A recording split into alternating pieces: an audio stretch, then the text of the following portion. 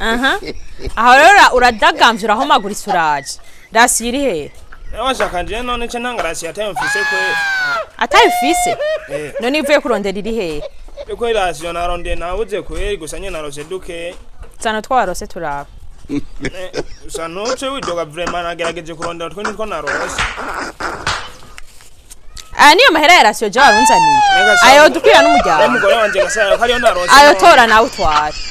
basi tora amata basi nayo ndasire ko basi ugira ngo winyanga utu dutakotwa n'utumwana ambone akakamara amajaga eje nukuza umugore ndamuzanira rasiyo ndamuha amata tatahasha aca nanyugarana kwe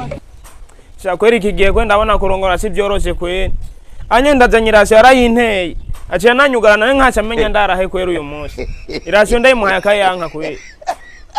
savye kwe cyo mbona mwabahungu mwe mutararongora ko imanje mwitonde kweri asi ibintu byo kurongora ndabona n'urugamba kabisa nakuru niwe ndavunagurika mu kiyedera ndamuzaniye amahera ciya nayantera mu maso